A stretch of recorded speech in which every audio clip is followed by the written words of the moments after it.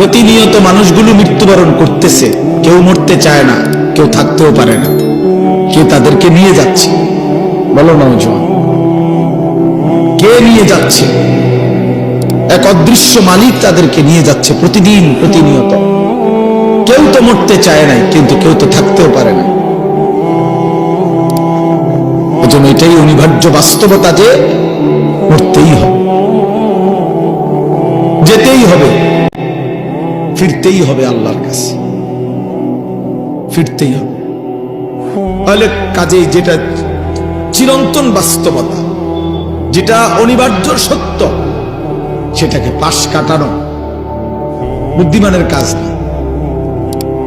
এটা কোনো বুদ্ধিমান হইতেই পারে না। মৃত্যু যেহেতু আমাকে বরণ করতেই হবে, আল্লাহর মুখোমুখি যেহেতু আমাকে হতেই হবে, কাজে বুদ্ধিমান তো সেই যে এই ব্যাপারে প্রস্তুতি নেই। কারণ আমি তো এটা এমন কোন বেলা আমি নেতা দইরা এই দল কিংবা ওই দল কিংবা কোন রকম কোন ছল ছাতুরি করে যেহেতু আমি কবর থেকে, মৃত্যু থেকে নিজেকে আড়াল করতে পারবো না, কোন সিস্টেমে নাই, ন্যূনতম কোনো সম্ভাবনাও নাই, তাহলে অতএব কবরের জন্য প্রস্তুতি নেওয়া, আখিরাতের জন্য প্রস্তুতি নেওয়া, এটাই বুদ্ধিমানের কথা। কারণ এটা তো আমাকে বরণ করতে হবে, তার চাইতে ভালো রেডি হয়ে যাই, প্রস্তুতি নিয়েই যাই। মরতেই হবে যখন, যেতেই হবে যখন। আমার বাপ যদি এই কথাটা আমি বুঝি আমার লাভ, আপনি বুঝলে আপনার লাভ। জওয়ান ছেলে তুমি বুঝলে তোমার লাভ। বাপ হাসি ঠাট্টা রং তামাশা, এই খামখেয়ালি, এটা আসলে কোনো জিন্দিগি না। যৌক্তিক কথা এটাই যে বুদ্ধিমান, বিবেকবান, বিচক্ষণ মানুষ কোনো কাজেই পরিকল্পনাহীন করে না। পরিকল্পনাহীন কাজ তো পশুর হইতে পারে, গন্তব্যহীন, টার্গেটবিহীন জীবন তো জানোয়ারের হতে পারে, মানুষের হইতে পারে, পাগল ছাগলের হইতে পারে, মানুষের হইতে পারে। কোনো বাসে যদি কোনো প্যাসেঞ্জার উঠা কন্ট্রাক্টর যদি জিজ্ঞেস করে কই নামবেন, এখন প্যাসেঞ্জার যদি বলে তোমার জেনে মন চায় একখানে নামায় দিও, তো সে কি বলবে? হেল্পার রে কবি এই পাগল কি লেগে উঠাইল? এই পাগল বলতেই পারে না কোথায় নামবে। তুমি নওজোয়ান, বলো ভাইয়া তুমি কোথায় থামবা? তোমার মঞ্জিল কোথায়? দিন রাত যারা মোবাইলে ছবি দেখো, প্রিয় বন্ধু, কোথায় গিয়ে থামবা? মানে এই ছবি দেখা থামবে কোথায়? নারী ছাড়া, অশ্লীল দৃশ্য ছাড়া যাদের দিন কাটে না, রাত কাটে না, দোস্ত আমার, থামবা কোথায় গিয়া?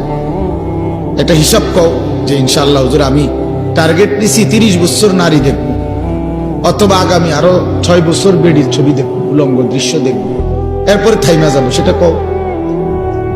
কোনো টার্গেট নাই, কোনো গন্তব্য জানা নাই, পথ জানা নাই।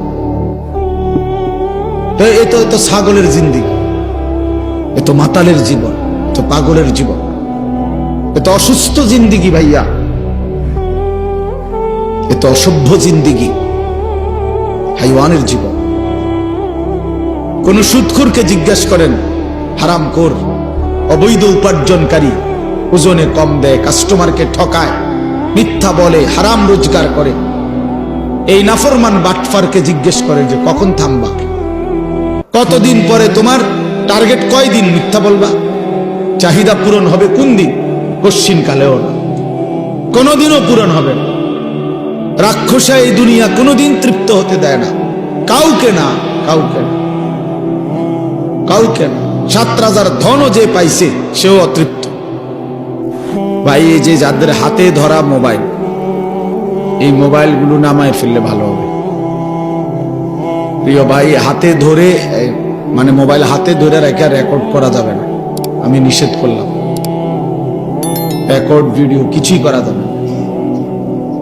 এই মোবাইল হাতে ধরে আলগি দিবেন না। যার পছন্দ না হয় এই কথাটা, আপনি উঠে চলে যান, নয়তো আমি উঠাই দেব। বললাম একটু পরে আমি ধমক দেব, কিন্তু তখন লজ্জা পাইবে। মানার ইচ্ছা না হইলে আপনি উঠে চলে যান। কোনো অসুবিধা নেই, 2-4 জন শ্রোতা কম হইলে তেমন সমস্যা নেই। কিন্তু মোবাইল হাতে ধরে রেকর্ড করা যাবে না, আমি নিষেধ করলাম। কেন? যে যার ডানে বামে আছে নিষেধ করে দেন, বুঝাইয়া দেন। কেন? বাস্তবিক অর্থ হলো আমাদের মাকসাদ হলো নিজের জন্য কিছু গ্রহণ করা।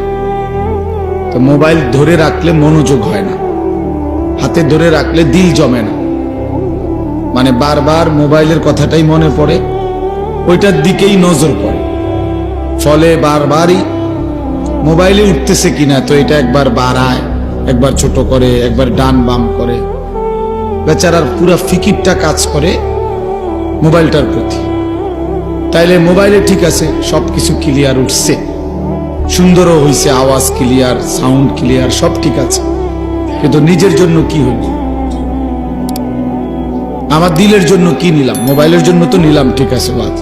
দিলের জন্য আমার নিজের কি খোরাক হলো? এইভাবে সুন্দর করে করে বাংলাদেশের মোট 100 বক্তার 100টা করে ওয়াজ, সব যদি সুন্দর করে আমি মোবাইলে সেটিং করি, সাজাইয়া দেই, এতেই তো আমার কবর আযাব মাফ তো না? তো তাইলে কি অর্থ আছে এটাতে?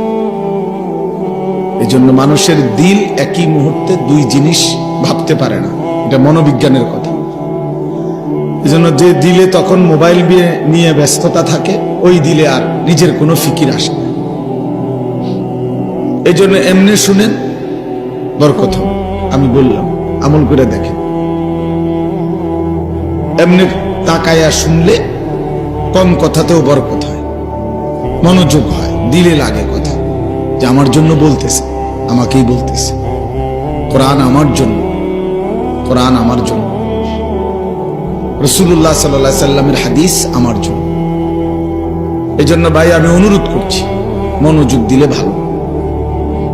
কষ্ট করে বসে থাকা কষ্টকর, আপনাদেরও কষ্টকর, আমাদের জন্য কষ্ট।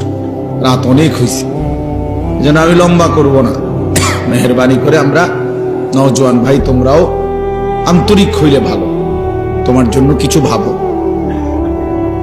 শুধু কেবল মানুষের কথা ভাইব না ভাই, নিজের জন্যও কিছু ভাবো, নিজের ভালো, নিজের কল্যাণ, নিজের দুনিয়া আখিরাতের সমৃদ্ধি, এটা বোঝা উচিত। দুনিয়া আমরা ছেড়ে দিতে বলি না, কিন্তু আখিরাতও বাদ দেওয়ার সুযোগ নেই। দুনিয়া যেই মালিকের, আখিরাত সেই মালিকের। দুনিয়া যিনি নিয়ন্ত্রণ করছেন, আখিরাতের কথা তিনিই বলেছেন। অতএব বাদ দিবার, ভুলে যাওয়ার কোনো সুযোগ নেই। ভুলে গেলে, অবহেলা করলে মৃত্যু থামবে না।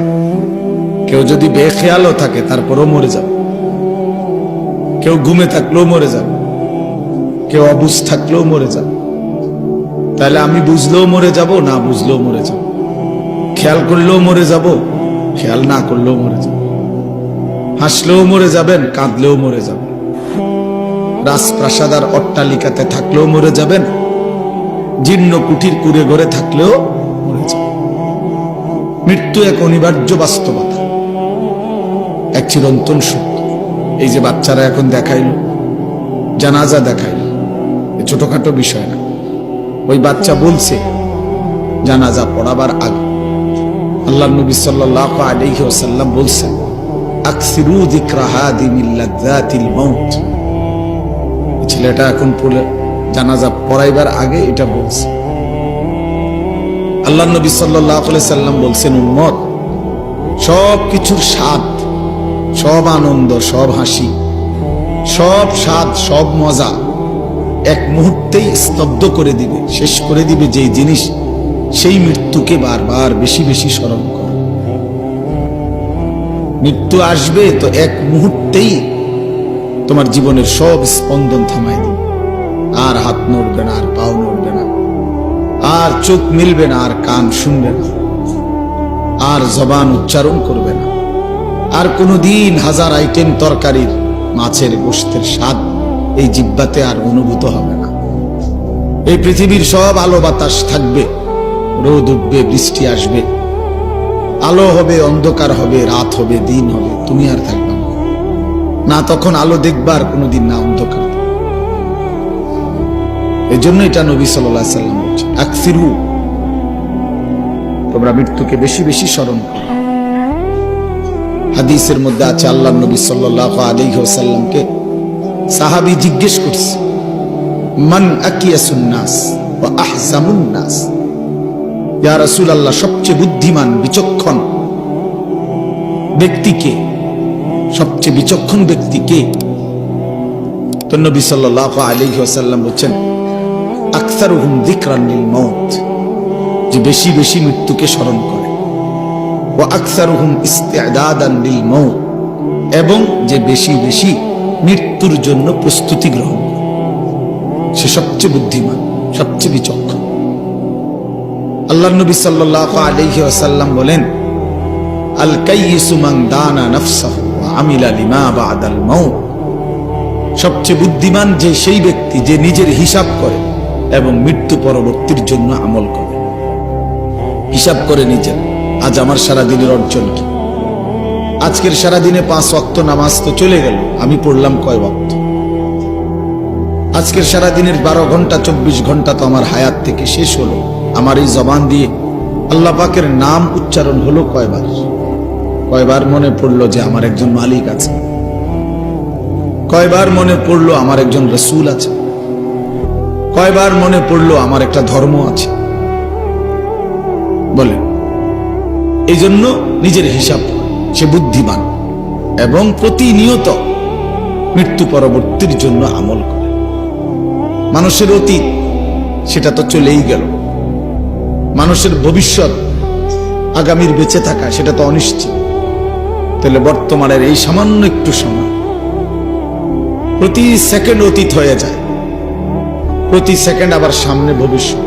বর্তমানে একেবারেই সামান্য, একেবারেই পিন পয়েন্ট, একেবারেই একটা বিন্দুর মতো।